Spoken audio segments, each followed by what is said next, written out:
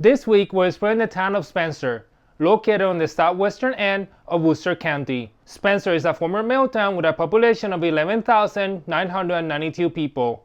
What can Spencer tell us about mill towns that others haven't yet? And how did its location and geography play a part to make it all happen? I'm Gus, and let's see what's along the way.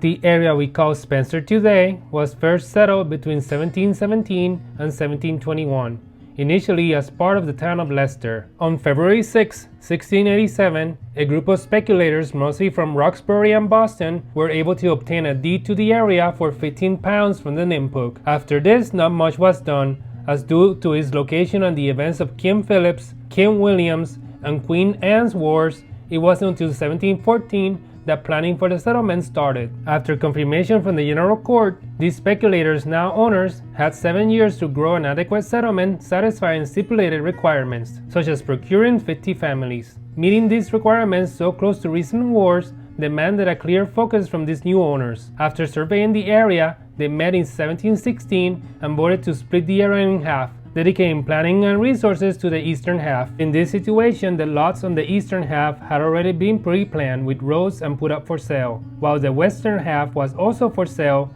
but with no pre-planning, just the lots. This meant that while the eastern half had roads and other promised amenities, the western half had to determine roads or rights of way between neighbors and through yet to be sold land. By 1730, more lots were divided and a second district was formed, but as time went on, the lack of attention to the western half was hard to ignore. Many residents struggled to maintain their day-to-day activities. Due to this, around 1741, the western half requested to be exempted from town taxes. This was denied. The western half in turn requested to be separated. This was also denied. These rejections only made the issue more prominent, and by 1753, the town was able to officially separate with the name of Spencer. Its residents quickly organized a government, but it wasn't until 1784 that Spencer was officially incorporated into Worcester County. Spencer contains two prominent rivers, the Turkey Hill Brook and the 7 Mile River. The Turkey Hill Brook is a tributary that originates from Paxton and travels all the way south with a confluence with the 7 Mile River. The 7 Mile River, actually measuring around 9.6 miles, originates from Oakham and after exiting Spencer, joins the East Brookfield River, ultimately draining into the Connecticut River. These two rivers were crucial to Spencer's quick industrialization after the turn of the century. Spencer is crossed by three major routes: Massachusetts Route 9, 31, and 49. Some of these were once old native trails that would later be transformed into the roads that we see today. Along with this, what we know today as Route 9 in this area was once part of the Boston Post Road, which connected Springfield to Boston. Today, many of the markers of this route can still be found around Spencer. There has been no passenger rail traffic stopping in Spencer since the mid-20th century. Currently, the Amtrak's Lakeshore Limited runs through the western subdivision in Spencer. Spencer also receives freight rail traffic from CSX, which some of it also delivers vehicles at the East Brookfield Terminal, which is currently managed by the East Brookfield and Spencer Railroad. Spencer used to have a spur that reached to downtown, which served the industries there and provided passenger service.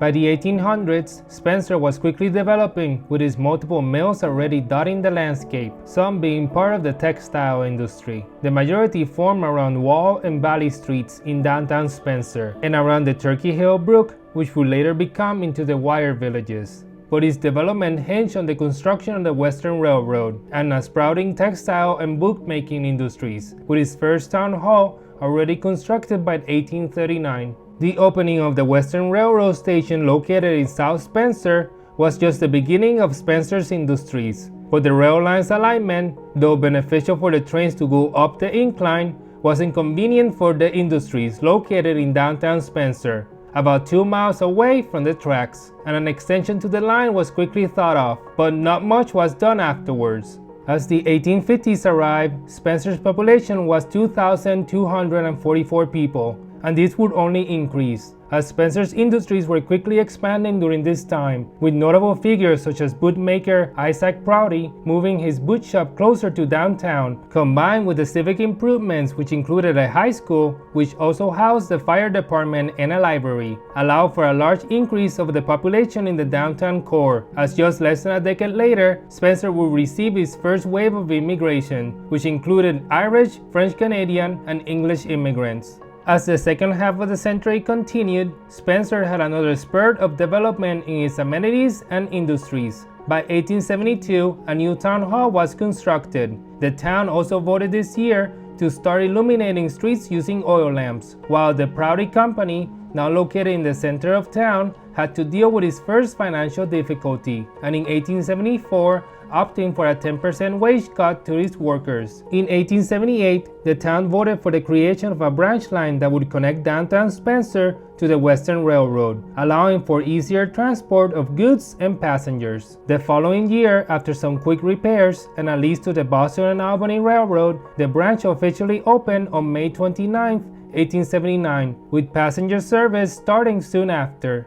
The Prouty Company was the heart of Spencer, but it also provided an unsafe environment to their adult and child workers. What was even more unacceptable was the delayed or inconsistent payment for their work in such conditions. The practice of delayed payment was rooted from traditions of businesses that relied on seasonality. In the case of boots, workers would traditionally obtain or process the leather and other materials starting in spring. By late summer or fall, you would theoretically have enough boots in stock to pay workers for their long work. This meant that workers spent many months working but not getting paid, or receiving a small wage for a much bigger one in the winter. This system might work in a shop in someone's residence, but when it came to thousands of workers not getting paid, this system was untenable for the society surrounding these workers, as many workers used credit for their payments, and workers were not only unable to pay for their needs on the spot, their mobility was also tied to the company, as they were unlikely to have any savings. The first sign of trouble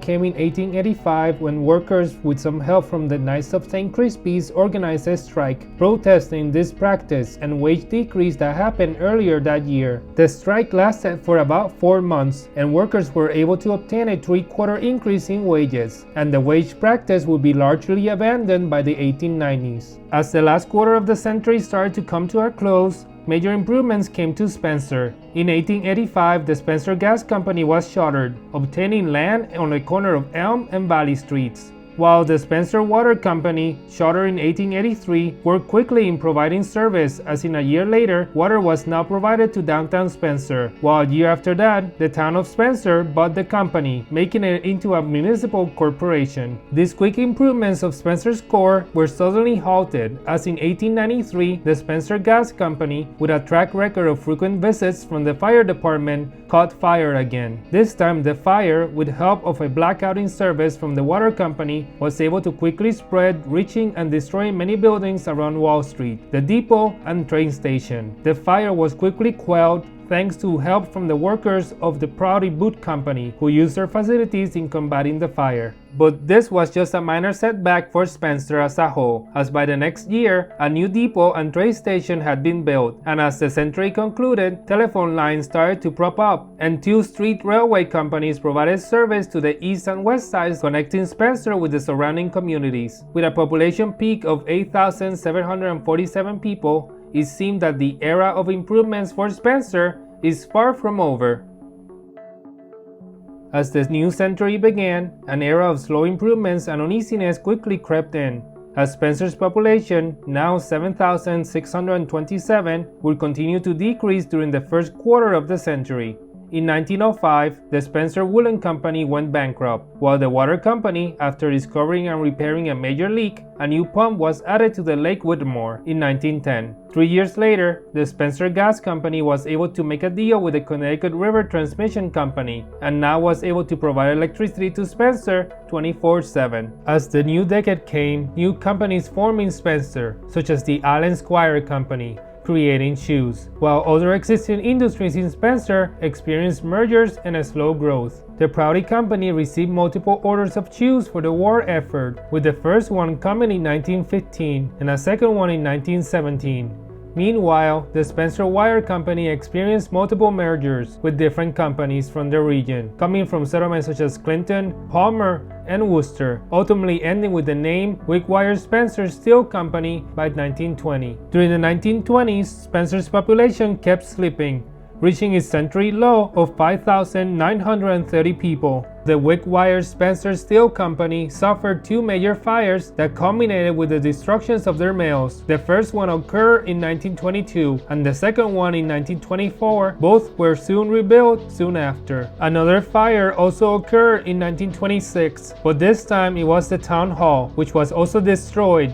And like the mills, the town hall was quickly rebuilt, opening its doors in 1928. During this decade, Spencer's main exports, besides steel and footwear, it also produced lumber, textiles, boxes, and general produce. But this will all change as the Depression's effects grew near, starting with the early casualty of the Prouty Shoe Company, closing its doors in 1929. The effects of the Great Depression not only affected Spencer, but many communities in Massachusetts. In Spencer, the Bigwood Woolen Company closed its doors in 1930, while the next year the Wickwire Spencer Steel Company closed its doors after operating under reduced hours. But this was not the end for them, as the company was later absorbed into the Colorado Fuel and Iron Corporation, with a focus in operations in Buffalo, New York a decade later. Transportation in Spencer also took a big hit, with the last train departing from downtown Spencer on April of 1933, while a year later, the Worcester Consolidated Railway ceased streetcar operations in Spencer, leaving many without transport from east of Spencer into Worcester. This absence of service was quickly partially met by independent individuals who offered rides to Worcester with their jitneys or buses. The 1940 census showed a small increase of Spencer's population, now 6,641 people. This trend of population would continue throughout the rest of the century. During this time, companies such as the Allen Squire Shoe Company were able to stay afloat thanks to new contracts for the World War II effort, while Spencer got a new town hall, which stands here to this day. The 1950s brought the beginning of change for Spencer, with companies such as the Allen Squire and the Cleveland Shoe Company unable to compete in the post-war consumer market, and thus closing their doors. The former site of the Prouty Shoe Company now remained vacant and was said to be demolished, while the Boston and Albany Railroad closed their station in South Spencer, and the town investigated the possibility of getting rid of the town farm, which was currently inhabited and staffed by elderly and or previously unhoused citizens. The land was ultimately sold and soon became the St. Joseph's Abbey, home to Trappist monks. The opening of the Mass Pike and the widespread car adoption that occurred after the 50s allowed for a commuter populace to form. This, coupled with the decline of industry, meant less jobs in Spencer, leaving only a few industries standing by the 1970s, with the former site of the Prouty Shoe Company now redeveloped as a shopping plaza. Even with this decline, one company in Spencer has remained, with a global reach. The Flexcon company was founded by Miles McDonald in 1956 on Maple Street, and from the start had a focus towards adhesive films. The company quickly expanded, with subsidiaries already being established in other communities by the late 60s. During the 70s and 80s, more local businesses struggled with the changing economies both locally and nationally. By 1973, Penn Central removed the tracks from the branch line that led to downtown Spencer, and by the mid-80s, the freight depot was also removed, with the lot slowly redeveloped. But Flexcon continued to grow despite these conditions. By 1987, the company, already operating internationally, expanded, building its headquarters right by Route 9 in Spencer, becoming a large employer in the area up to this day. And with a population of 11,645 people in the 1990 census, a century peak, it would seem that Spencer was getting back on track as the century came to a close. By the year 2000, Spencer's population had continued growing, though now slowly. The 2000 census showed most of the employed population in Spencer working either manufacturing or education/health. It also showed that about 50% of the population commuted out of town for their jobs, and this would not change throughout the first quarter of the century, as by the 2010 census, 79% of the employed citizens commuted out of town, only decreasing to 76% a decade later. This can be easily felt as during a weekday at noon, there is a noticeable amount of traffic compared to pedestrians. The 2020 census also reflected an increase of Spencer's population, now 11,992 people, with employment in manufacturing quickly decreasing to 17%, replaced by education/health, now at almost 25%. Today, most of Spencer's mills are now long gone, and what now remains are commercial buildings that hint to a former industrious past, some still inhabited while others are not. Besides these factors, Spencer's relative close location to large cities like Worcester and its natural features have made Spencer into an ideal place for many that seek an escape and choose to reside or vacation on one of Spencer's many lakes. As Spencer contains multiple parks and trails, including the former Spencer branch line, now turned into a rail trail, and has been home of many individuals such as William, Tyler, and Elias Howe, architect, inventor of the box print, and the inventor of the lock-stitch sewing machine, respectively. Since the 1950s, the Trappist monks at St. Joseph's Abbey have produced and sold preserves to the public, and for a short period between 2013 and 2022, they had a brewery open to the public and were the only Trappist monastery in the United States to be able to do so during that time. They ceased operations due to multiple factors, including the pandemic and the rapid increase of craft breweries in New England. Spencer appears to be an example of a town that has transitioned from an industrial center into a commuter town, but lacks the attributes of one such as Leominster. Though mostly reliant on individual car rideship, it also receives bus service from the Worcester Regional Transit Authority. Its bus routes today partially mimic the service previously provided by streetcars. And it would seem that if these trends continue, Spencer would soon be allowed to refer to itself for the first time ever as the city of Spencer. So what do you guys think? Do you live in Spencer or have ever visited? It would seem that Spencer, though perhaps looking a bit ordinary, played a crucial part in bridge design, how our clothes are made, and even what we lay our mattresses on top of. Well, that's all I got for you today. I hope you have a good day, and I'll see you guys next time.